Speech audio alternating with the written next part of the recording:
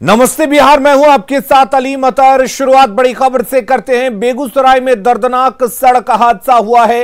बस और बोलेरो की जबरदस्त टक्कर हुई और हादसे में 4 छात्राओं की मौत हो गई, 7 लोग जख्मी हैं। मैट्रिक की परीक्षा देकर लौट रही थी ये छात्राएं और इसी दौरान हादसा हुआ जिसमें 4 छात्राओं की मौत हो गई। मौत के बाद लोगों का गुस्सा भड़का, बस में आगजनी की और जमकर हंगामा किया।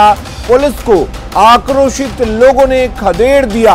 पुलिस जब मौके पर पहुंची, मामले को शांत कराने की कोशिश की तो लोगों ने पुलिस को भी खदेड़ दिया। तो बड़ी खबर आपको बता दें, बेगूसराय में सड़क हादसे में 4 छात्राओं की मौत हो गई, 7 गंभीर रूप से जख्मी बताए जा रहे हैं। बोलेरो में ये छात्राएं थीं और मैट्रिक की परीक्षा देकर वापस लौट रही थी और इसी दौरान टक्कर हो जाती है जिसमें 4 छात्राओं की मौत हो जाती है। संतोष हमारे साथ जुड़े हुए हैं इस खबर पर ज्यादा जानकारी के लिए। संतोष, आखिर कैसे हुआ यह हादसा? जी बिल्कुल, ये तो बड़ा हादसा कहा जाएगा और जैसा बताया जा रहा है ये सारे लोग जो थे बोलेरो से मैट्रिक का एग्जाम देकर वापस अपने घर सागी के लिए उड़ान के लिए जा रहे थे। इसी क्रम में बेगूसराय से रोसड़ा की ओर जा रही बस कोच बस जो है वो क्रॉसिंग के नजदीक इनसे सीधे सीधे टकरा गई और ये बड़ा हादसा हुआ। घटना स्थल पर ही 4 छात्राओं की मौत हुई और तकरीबन आधे दर्जन से अधिक लोग जो है वो घायल हो गए, जिन्हें स्थानीय रोसड़ा अनुमंडलीय अस्पताल में भर्ती कराया गया। अभी भी उन सबों की हालत भी गंभीर बनी हुई है। लोगों का आक्रोश इसलिए भड़का चूंकि ये सीमावर्ती क्षेत्र है, बेगूसराय और समस्तीपुर का सीमावर्ती क्षेत्र है और लोगों के स्थानीय लोगों के द्वारा दोनों ही जिलों के प्रशासन को इसकी सूचना दी गई, लेकिन लंबे समय तक प्रशासन वहां नहीं पहुंची। इसी क्रम में लोगों का आक्रोश भड़क गया और लोगों ने आगजनी की और बस में जो है आग लगा दी और तोड़फोड़ की। बाद में मौके पर जब घटना की सूचना के बाद काफी देर बाद जब पुलिस मौके पर पहुंची है तो लोगों ने पुलिस को भी खदेड़ दिया और लोगों का आक्रोश यही था। इतनी देर बीत जाने के बाद पुलिस मौके पर पहुंची है। स्थानीय लोगों ने ही रेस्क्यू करके जो घायल लोग थे उनको अस्पताल तक पहुंचाया और किसी तरह उनकी जान बचाई जा सकी है। जी संतोष, हमारे साथ बने रहिए। समस्तीपुर से हमारे साथ मुकेश भी जुड़े हुए हैं। मुकेश, आपसे जानना चाहेंगे, क्या ये माना जाए कि एक बार फिर से सीमा विवाद को लेकर पुलिस उलझी रही और रेस्क्यू देरी से हो सका? ये निश्चित रूप से अलीम, जो स्थिति थी, जिस तरह का हादसा था, प्रशासन को सीमा को उस वक्त भूल जाना चाहिए था। बड़ा हादसा हुआ था लेकिन सीमा विवाद के चलते वहां पर पुलिस घंटों लेट पहुंची। जब हंगामा काफी शुरू हो गया, लोग तोड़फोड़ शुरू कर दिए, आगजनी पर उतारू हो गए, बस में आग लगा दी। उसके बाद पुलिस जो स्थानीय थाना बेगूसराय की थी वो वहां पहुंचती है, लेकिन आक्रोश लोग का इतना था कि लोग खदेड़ दिए उनको। बाद में फिर ये रोसड़ा अनुमंडलीय पदाधिकारी तो वहां पर दल बल के साथ पहुंचे हैं, बेगूसराय की तरफ से और पुलिस बल आई है, तब जाकर के स्थिति नियंत्रण में हुई। और जो हमारे बेगूसराय संवाददाता संतोष ने बताया, वहां पर स्थानीय लोग अगर नहीं होते तो और लोगों की जान इसमें जा सकती थी। 7 लोग इसमें घायल हुए हैं, 2 की स्थिति काफी चिंताजनक है, जिन्हें डीएमसीएच रेफर किया गया है और यहाँ बाकी जो है उनका इलाज रोसड़ा में ही चल रही है। कुछ सरकारी अस्पताल में है, अनुमंडलीय अस्पताल में, और कुछ जो है वो निजी अस्पताल में उनका इलाज चल रहा है और उनकी भी स्थिति काफी चिंताजनक है। लेकिन प्रशासन की इसमें साफ तौर पे अलीम लापरवाही है, जिसके कारण वहां पर ये हंगामा बरपा। चलिए संतोष, आपसे जानना चाहेंगे, आखिर कहां चूक हुई, कहां गलती हुई जो इतना बड़ा हादसा हुआ और 4 छात्राएं मौत की भेंट चढ़ गईं? जी निश्चित रूप से इसको कहा जा सकता है कहीं न कहीं प्रशासनिक दृष्टिकोण से जो भी चौराहे या तिराहे हैं जहां की खतरनाक स्पॉट माना जा सकता है सड़क हादसों के ख्याल से, वहां पर पुलिस की मौजूदगी नहीं होना, ये अपने आप में एक बड़ी लापरवाही है और कहा जा सकता है यहाँ पुलिस की बड़ी चूक है। और इसी के वजह से आए दिन ऐसे हादसे होते रहते हैं। ये तो खैर बड़ा हादसा हो गया, लेकिन छोटे मोटे हादसे आम बात है और लगातार सामने आते रहते हैं, लेकिन फिर भी प्रशासन के द्वारा कोई ठोस कदम नहीं उठाना या उस संबंध में कोई उस दिशा में कोई कार्य नहीं करना कहीं न कहीं पुलिस की लापरवाही साफ नजर आ रही है, जिला प्रशासन की लापरवाही साफ नजर आ रही है। अलीम, चलिए बहुत बहुत शुक्रिया आपका तमाम जानकारी देने के लिए मुकेश और संतोष। तो एक बड़ा हादसा हुआ है बेगूसराय में और किस तरीके से आप देख सकते हैं हादसे के बाद लोगों का गुस्सा भड़का, लोगों ने बस में आग लगा दी। दरअसल यह हादसा बोलेरो और बस की टक्कर से हुआ। बोलेरो में छात्राएं सवार थीं, उनके परिजन सवार थे जो मैट्रिक की परीक्षा देकर लौट रहे थे और इसी दौरान तेज रफ्तार बस से उनकी टक्कर हो जाती है और उसके बाद 4 छात्राओं की मौत हो जाती है, 7 लोग जख्मी बताए जा रहे हैं। और इस मामले में एक बड़ी चूक ये भी देखने को मिली, वहां मौजूद लोगों ने पुलिस को खबर दी, लेकिन ये चूंकि बेगूसराय और समस्तीपुर का सीमावर्ती इलाका है, ऐसे में लोग गुस्सा हो गए कि पुलिस को सूचना देने के बाद पुलिस सीमा विवाद में उलझी रही और मौके पर सही वक्त पर नहीं पहुंची। हालांकि लोगों ने घायलों को बाहर निकाला, रेस्क्यू किया और अपने स्तर पर अस्पताल पहुंचाया जहां उनका इलाज जारी है। कईयों की हालत गंभीर बनी हुई है।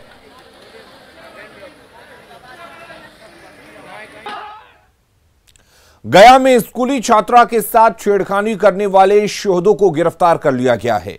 ये वही शोहदे हैं जो एक नाबालिग लड़की और उसके दोस्त के साथ बदसलूकी करते हैं और फिर वीडियो बनाकर वायरल कर देते हैं। हमारी टीम वायरल वीडियो की तफ्तीश करती है और पुलिस से सीधा जवाब मांगती है कि शैतानों की गिरफ्तारी कब होगी, जिसका असर यह होता है कि 24 घंटे के अंदर गया के शैतान सलाखों के पीछे पहुंच जाते हैं। रिपोर्ट देखिए। हमारी खबर।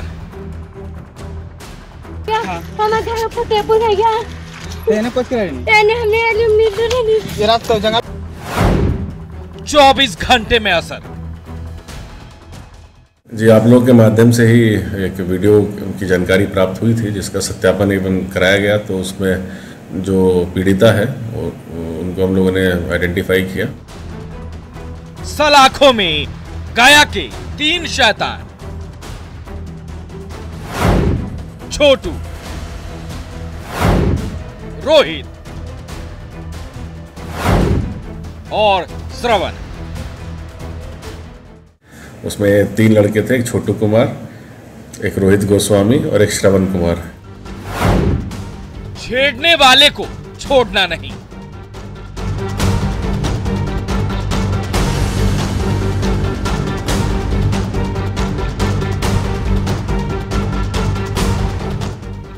ये गया का वही शैतान है जो अब सलाखों में है। हमने मुहिम चलाई कि छेड़ने वालों को छोड़ेंगे नहीं और असर 24 घंटे में ही दिख गया। पुलिस ने गया में छात्रा से वायरल वीडियो में 3 आरोपी को गिरफ्तार किया है और इसका पुलिस न्यूज़ 18 को क्रेडिट भी दे रही है। आपने बताया, हमने एक्शन लिया।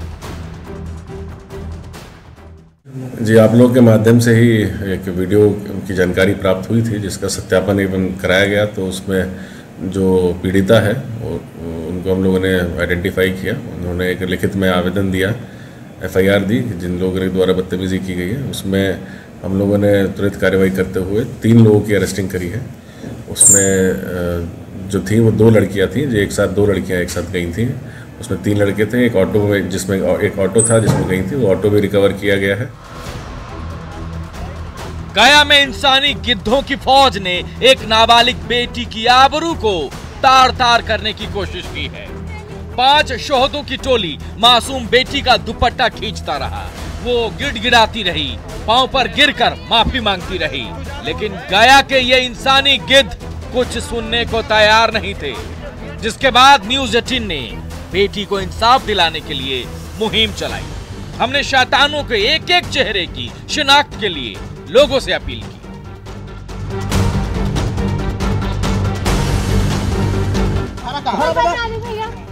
जिसका असर ये हुआ कि अब 3 शैतान सलाखों में है। छोटू कुमार, रोहित गोस्वामी, श्रवण कुमार। उसमें 3 लड़के थे, एक छोटू कुमार, एक रोहित गोस्वामी और एक श्रवण कुमार। ये तीनों की गिरफ्तारी हुई है 24 घंटे के अंदर। बाकी 2 लोग और इसमें अन्य थे जो वायरल करने वाले थे, एवं जो वीडियो में जिनकी फ़ोटो आ रही थी उन लोगों को भी चिन्हित कर लिया गया और उनकी भी अरेस्टिंग के लिए हम लोगों की टीम कार्य कर रही है। गया की बेटी से छेड़खानी करने वाले ये 5 शैतान नाबालिग नहीं है। पुलिस की गिरफ्त में आया 3 आरोपी बालिग है। एक की उम्र 18 साल है तो दूसरे की उम्र 20 साल है और तीसरे की उम्र 21 साल है। यही वो शैतानों की टोली है जो हैवान बना बैठा था। कभी नाबालिग लड़का लड़की की शादी कराने पर उतारू था तो कभी नाबालिग लड़की की दुपट्टा खींच रहा था। नाबालिग गिड़गिड़ाकर माफी मांगती रही, कहती रही भैया छोड़ दो, दोबारा गलती नहीं होगी, भैया वीडियो मत बनाओ, वीडियो को वायरल मत करना। लेकिन मन चले ना सिर्फ वीडियो बनाता रहा बल्कि वीडियो को सोशल मीडिया पर वायरल भी कर दिया। सोचा था शोहदे हैं, कौन सा लाखों में भेजेगा, लेकिन न्यूज़ 18 की सरोकारी रिपोर्टिंग की वजह से गया के शैतान अब सलाखों में है। गया से संवाददाता एलन लीली की रिपोर्ट, न्यूज़ 18। वीडियो वायरल नहीं करी भैया, गोल पर हमरा से गलती हो गई। आज के बाद हम छपरा में भारी मात्रा में देसी शराब नष्ट की गई है। पुलिस ने छोटा तेलपा दियारा में छापेमारी की जहां शराब बनाई जा रही थी। छापेमारी के दौरान धंधेबाज फरार हो गए, लेकिन दियारा में 10 से ज्यादा शराब भट्टियों को ध्वस्त किया गया। सीधा रास्ता क्रम में आज भी छोटा तेलपा एरिया में छापामारी की जा रही है, जिसमें करीब 10 भट्टी को अभी तक तोड़ा जा चुका है, जिसमें करीब 10,000 क्विंटल जवा महुआ को विनष्ट किया गया है। और उधर गोपालगंज में जहरीली शराब से मौत की खबर के बाद लगातार छापेमारी की जा रही है। डॉग स्क्वाड की टीम ने कई गांवों में छापेमारी की जहां से देशी शराब बरामद हुई, साथ ही कुछ लोगों को गिरफ्तार भी किया गया है। उत्पाद विभाग की टीम ने दिल्ली से बिहार आ रही बसों की जांच भी की। इस दौरान 2 यात्री बसों से कई कार्टन शराब जब्त किए गए। बस ड्राइवरों से पूछताछ की जा रही है।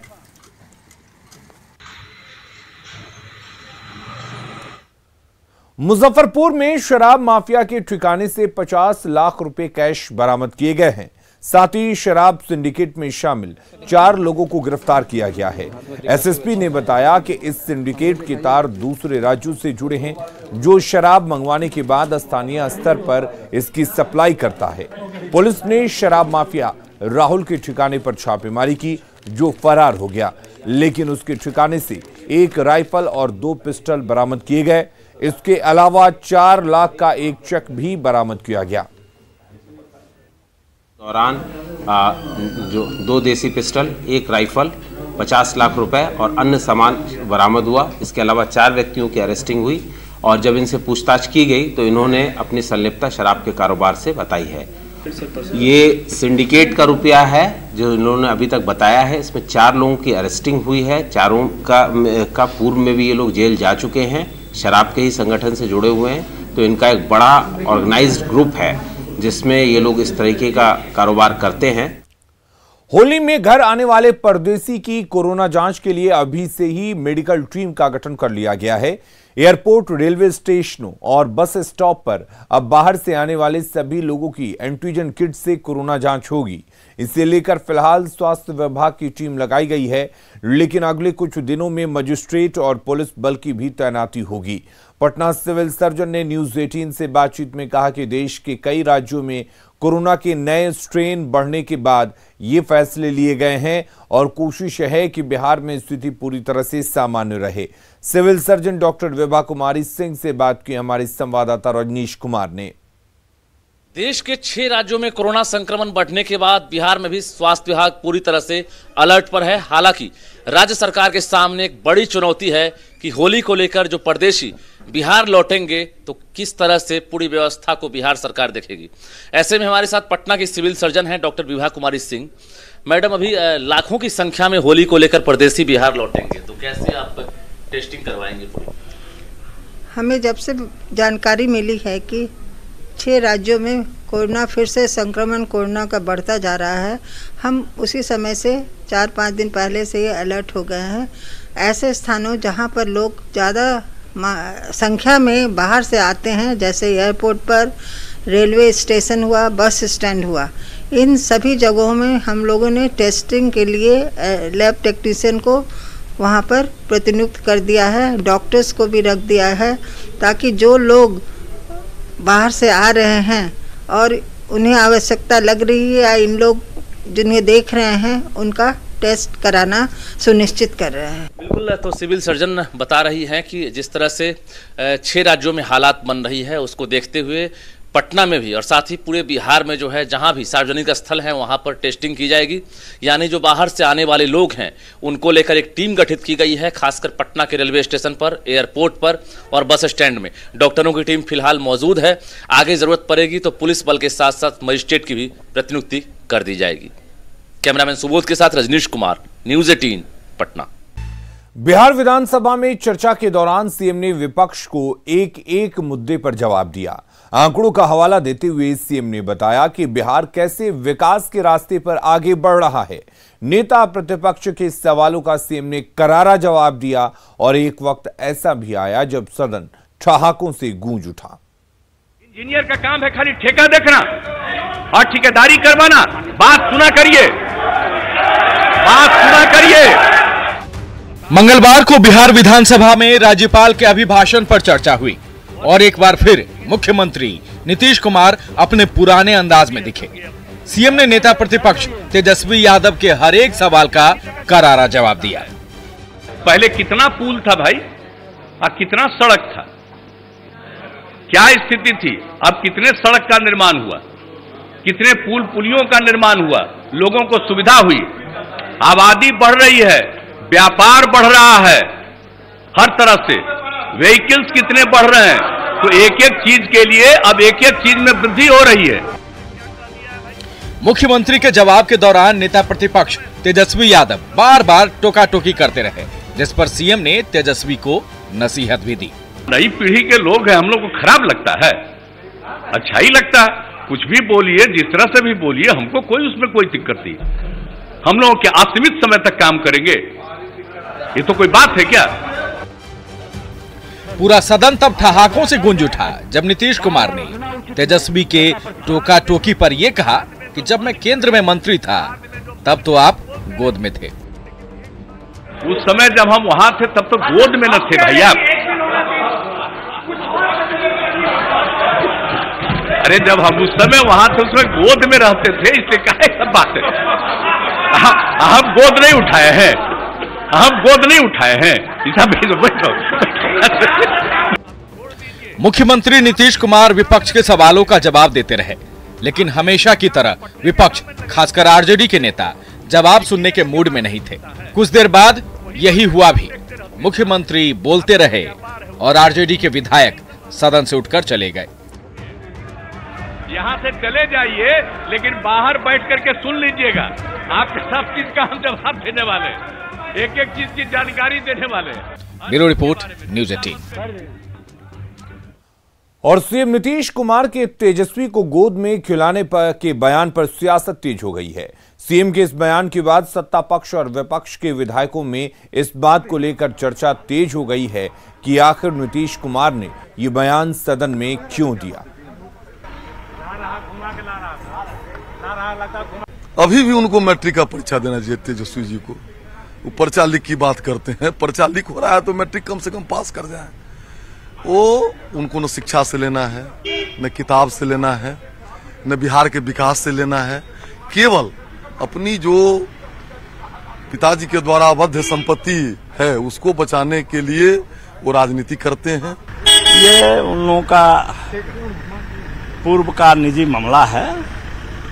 लालू जी और नीतीश जी तो एक ही साथ रहते थे और वो एक परिवार की तरह रहते थे, तो उसमें मुझे बहुत नहीं कहना है। बिहार सरकार स्कूली पाठ्यक्रम में जल्द ही मैथिली भाषा को शामिल करने का फैसला ले सकती है। बिहार विधान परिषद में कांग्रेस नेता प्रेमचंद्र मिश्रा की ओर से उठाए गए सवाल के जवाब में सीएम नीतीश कुमार ने कहा कि मैथिली भाषा को वे भी पसंद करते हैं और इस बारे में जल्द ही सकारात्मक फैसला लिया जा सकता है। सदन में राज्यपाल के अभिभाषण पे चूंकि मेरा एक संशोधन था और पिछले 7 सत्र से मैं लगातार उठा रहा हूं हर सत्र में कि मैथिली संविधान के अष्टम अनुसूची में आखिर उसकी पढ़ाई बिहार के स्कूलों में क्यों नहीं होगी। तो आज भी राज्यपाल के अभिभाषण पे मेरा जो संशोधन था उसमें था। तो कल भी मुख्यमंत्री को मैंने कहा था और आज स्वयं मुख्यमंत्री जी को जब धन्यवाद प्रस्ताव के बाद मुझसे आग्रह कर रहे थे कि आप अपने संशोधनों को वापस लीजिए, तो मैंने कहा कि अगर मैथिली की पढ़ाई पर आप हामी भरते हैं, मैथिली की पढ़ाई फिर से बिहार के स्कूल में शुरू कराने की बात करते हैं, तो मैं अपने संशोधनों को वापस ले लूंगा। उस पर उन्होंने सकारात्मक रुख अपनाया और कहा कि मैथिली की पढ़ाई क्यों नहीं होगी। तो उस आधार पर हमने भी अपने संशोधन को वापस लिया है।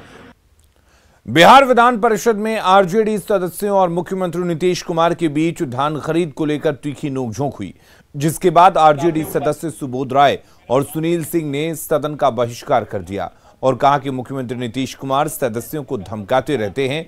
वहीं सीएम ने कहा कि वे सभी सदस्यों का सम्मान करते हैं। अरे भाई क्या मैंने एकदम थ्रेट देने लगते हैं, तुमको हम बचाए। ये कैसा भाई, कहाँ का ये कौन सा राज चल रहा है? हिटलर शाही चल रही है क्या? झूठ का पुलिंदा पर रहे और एकदम फ्रस्ट्रेशन में बीजेपी का फ्रस्ट्रेशन हम लोग पर उतार रहे हैं। कोई स्वभाव नहीं, हम किसी को धमकाते उठाते नहीं, ये मेरा काम नहीं है। हम सबको इज्जत करते हैं, लेकिन आमने सामने कोई बात हुई तो कुछ बात फ्रेंकली कह देते हैं, इसका मतलब धमकाना थोड़ी है।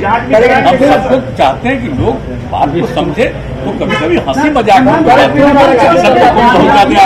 समझिए किसी के प्रति हमारे मन में कोई भी भाव नहीं, हमारे मन में सबके प्रति प्रेम का, भाईचारे का और सम्मान का भाव। पूर्व कांग्रेस सांसद रंजीत रंजन ने एमएसपी रेट पर धान खरीद के मुद्दे पर सरकार पर निशाना साधा है। उन्होंने कहा कि किसानों को अनाज का एमएसपी रेट नहीं मिल रहा है। उन्होंने आरोप लगाया कि सरकार एमएसपी की घोषणा कर 3 महीने तक फसल नहीं खरीदती है। एमएसपी पे रेट तो कई सालों से आप कह सकते हैं कि नहीं मिल रहा है किसानों को। उन्होंने धान बेच दिया, गेहूं लग गया, अब तो अप्रैल में उसकी कटाई होगी। हमेशा एमएसपी 1850, कभी बोनस देते हैं, कभी 1600 हमेशा होता है, लेकिन हमेशा किसान 900, 1100, 850 में बेच के दूसरी फसल लगाता है। एक तो इतनी बड़ा काम सरकार करती है एक रणनीति के तहत कि एमएसपी अनाउंस करके भी उसके 3 महीने तक पहले तो वो फसल खरीदती ही नहीं है।